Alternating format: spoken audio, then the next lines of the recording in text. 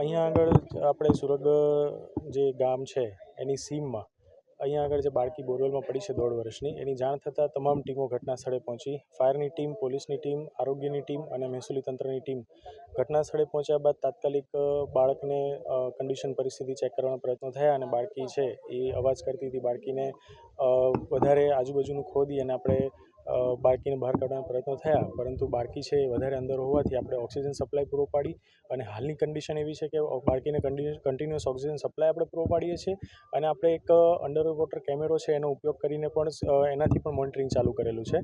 એટલે બાળકીને કોઈપણ પ્રકારની નુકસાની ના અનુભવવી પડે અને બાળકી છે એ સ્વસ્થ હાલતમાં રહે એના માટેના આપણા અત્યારના પ્રયત્નો છે. એના માટે બીજી વસ્તુ કે રોબોટિક આર્મ વડે અને એનડીઆરએફની ટીમ પણ અહીંયા આગળ આવે છે. રોબોટિક આર્મ વડે આપણે સૌથી પ્રયત્ન કરીશું કે રોબોટિક આર્મ છે એ 100 ફૂટ અંદર જઈ શકે છે. મેક્સિમમ પ્રયત્ન એ છે કે એ આપણી જે બાળકી છે એ અત્યારે હાલ પરિસ્થિતિ પ્રમાણે 50 ફૂટ અંદર છે એવું જાણવા મળ્યું છે.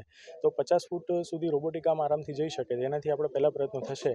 એના બાદ જેવી બાળકી બહાર આવે છે તરત જ હેલ્થની ટીમ અને અન્ય તમામ ટીમો તૈયાર છે કે જેથી બાળકી બહાર આવે છે જેની હેલ્થની કન્ડિશન છે એ સારી રીતે સચવાઈ રહે અને જળવાઈ રહે. એટલે વહીવટીતંત્રના આ બાબતે તમામ પ્રયત્નો છે અને વહીવટીતંત્ર વિશ્વાસ ધરાવે છે કે આપણે બાળકીને બહાર કાઢીશું અને સારી રીતે સ્વસ્થ હાલતમાં જ બહાર નીકળશે. બાળકીને અત્યારે કંઈ હલનચલન થાય છે કે અત્યારે બાળકી છે એ કલાક પહેલાં છે એ હલનચલન કરતી હતી, બોલતી હતી, પરંતુ અત્યારે છે એવું લાગી શકે છે કે એ સૂતી હોય, કારણ કે ઘણા નાની બાળકી છે, 1.5 વર્ષની બાળકી છે, એના કારણે અત્યારે કોઈ એવો અવાજ કે એવું કંઈ આવતું નથી આપણને, પરંતુ બાળકી છે એ સ્વસ્થ હાલતમાં છે એ આપણને કેમેરા દ્વારા જાણવા મળે છે. કલાકથી બાળકી ફસાયેલી છે?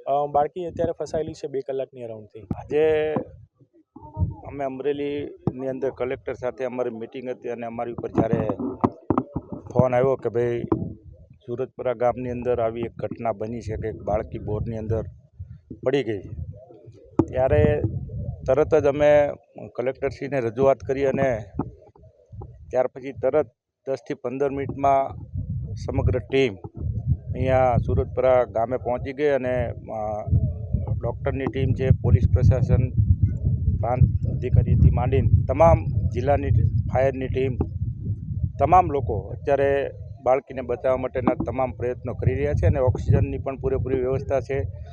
સાથે સાથે જેવી જ બાળકી બહાર નીકળે તો એના માટે ડૉક્ટરની ટીમ પણ તૈયાર છે અને રાજુલાથી એક રોબોટ લઈને એક વ્યક્તિને પણ એ 5 થી 10 મિનિટમાં પહોંચવાની તૈયારી છે અને રોબોટ દ્વારા બાળકીને બહાર કાઢવાનો પૂરેપૂરો પ્રયાસ કરવામાં આવે. અમે એક કલેક્ટરમાં મિટિંગ હાલતી હતી અને અમને જાણ મળી એટલે તરત મિટિંગને મોકૂફ રાખી સ્થગિત રાખી દીધી અટાણે અને તાબડતોડ તંત્રને મોકલી દીધું. અમને જાણ મળ્યા પછી 15 થી 20 મિનિટની અંદર અહીંયા ટીમ તમામ પહોંચી ગઈ છે.